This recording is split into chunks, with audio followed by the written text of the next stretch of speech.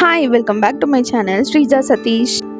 இன்றைக்கி momos recipe தான் பார்க்க போகிறோம். இதுக்கு ப்ரொக்கோலி, பன்னீர், அப்புறம் சிக்கன் எடுத்திருக்கேன். இதுக்கு ஃபஸ்ட்டு கடாயில் ஆயில் ஊற்றிட்டு சிக்கனை நல்லா ஃப்ரை பண்ணிக்கலாம்.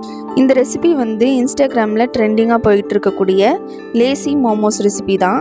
ஃபஸ்ட் சிக்கனை நல்லா ஃப்ரை பண்ணிக்கலாம். இது சிம்பிள் அண்ட் ஈஸியான ரெசிபியும் கூட. சிக்கன் இந்த மாதிரி நல்லா ஃப்ரை ஆனதுக்கப்புறமா நம்ம ப்ரொக்கோலி இப்போ சேர்த்துக்கலாம். ப்ரொக்கோலி நல்லா வாஷ் பண்ணிவிட்டு குட்டி குட்டி பீசஸாக கட் பண்ணி சேர்த்துக்கோங்க. நம்மளுக்கு விருப்பமான வெஜிடபிள்ஸ் எதுவாக இருந்தாலும் சேர்த்துக்கலாம். கேரட், அப்புறம் பொட்டேட்டோ, பீன்ஸ், முட்டைக்கோஸ், அப்புறம் மஷ்ரூம்ஸ், அந்த மாதிரி என்னன்னாலும் நம்ம சேர்த்துக்கலாம். இதெல்லாம் நல்லா ஃப்ரை ஆனதுக்கப்புறமா நம்ம தேவையான மசாலாஸ் கொஞ்சம் ஆட் பண்ணிக்கலாம். டேஸ்ட் என்ஹான்ஸ் பண்ணி காட்டும். இதுக்கு சால்ட், பெப்பர், அப்புறம் நான் சிக்கன் மசாலா கொஞ்சம் சேர்த்துருந்தேன். இதெல்லாம் சேர்த்து நல்லா ஃப்ரை பண்ணி எடுத்துக்கோங்க. பன்னீர் நான் துருவி எடுத்துருந்தேன். பன்னீர் துருவி எடுத்துக்கிட்டிங்கன்னா டேஸ்ட் கொஞ்சம் டிஃப்ரெண்ட் பண்ணி காமிக்கும். அது முட்டை பொரியல் மாதிரியே இருக்கும். அதனால் பன்னீர் விருப்பமாக சாப்பிடாமல் இருக்கிறவங்க இந்த மாதிரி துருவி போட்டோன்னா நல்லா விரும்பி சாப்பிடுவாங்க.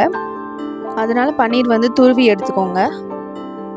இந்த மசாலாஸ்லாம் நல்லா கம்பைன் ஆகிற அளவுக்கு நல்லா ஃப்ரை பண்ணி எடுத்துக்கலாம். இப்போ பன்னீர் துருவி வச்ச பன்னீரை நம்ம சேர்த்துக்கலாம். இந்த ஸ்டஃபிங் தனியாக சாப்பிடும் போதே சூப்பராக இருந்துச்சு.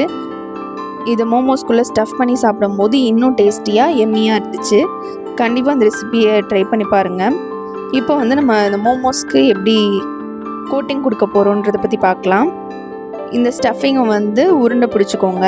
முடிஞ்சளவுக்கு உருண்டை பிடிச்சிட்டு கோதுமை மாவு இல்லைனா மைதா மாவு எடுத்துக்கோங்க.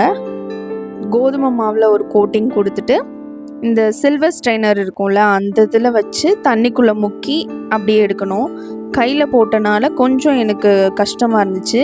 நீங்கள் அந்த மாதிரி ஸ்ட்ரைனர் வச்சுருந்தீங்கன்னா அதில் தண்ணிக்குள்ளே முக்கி எடுத்திங்கன்னா ஈஸியாக இருக்கும். இப்போ கோதுமை மாவில் ஒரு கோட்டிங் கொடுத்துட்டு தண்ணியில் விட்டு அப்படியே எடுத்துடணும். இதே மாதிரி இன்னொருதையும் கோதுமை மாவில் கோட்டிங் பண்ணிவிட்டு தண்ணியில் விட்டு எடுக்கணும். இந்த மாதிரி ஒரு 2 டைம்ஸ் பண்ணோன்னா கோட்டிங் ஆயிரும். ஃபுல்லாக கோட் ஆனதுக்கப்புறமா நம்ம இட்லி பாத்திரத்தில் ஸ்டீம் பண்ணி எடுத்துக்கணும். இது கொஞ்சம் கஷ்டமான விஷயந்தான். கையில் பண்ணிங்கன்னா ரொம்ப ஹார்டாக இருக்கும். இது ஸ்ட்ரைனரில் வச்சு நீங்கள் மாவில் கோட் பண்ணிட்டு வாட்டரில் ஸ்ட்ரைனர் வச்சு எடுத்திங்கன்னா ரொம்பவே சூப்பராக கோட் ஆகி வந்துடும். இந்த மாதிரி முடிஞ்ச அளவுக்கு கோட் பண்ணி எடுத்துகிட்டு ஸ்டீம் பண்ணி எடுத்துக்கலாம். நான் ஃபஸ்ட் டைம் ட்ரை பண்ணனால கொஞ்சம் ஏனோ தானம் தான் வந்துருச்சு. ஆனால் டேஸ்ட் சூப்பராக இருந்துச்சு. கண்டிப்பாக எல்லாம் ட்ரை பண்ணலாம். மோமோஸ் நம்ம சாப்பிடும் போது என்ன ஃபீலிங் கிடைக்குமோ அதே டேஸ்ட் தான் இதுலேயுமே இருந்துச்சு. ஸ்டஃபிங்லாம் ரொம்பவே ஃபில்லிங்காக இருந்துச்சு. மோமோஸில் கூட கொஞ்சம் கம்மியாக இருக்கும்ல, அந்த மாதிரி இல்லாமல் ரொம்ப ஃபில்லிங்கான ஸ்டஃபிங்கோட சூப்பராக இருந்துச்சு. கண்டிப்பாக ட்ரை பண்ணி பாருங்கள். தேங்க்யூ.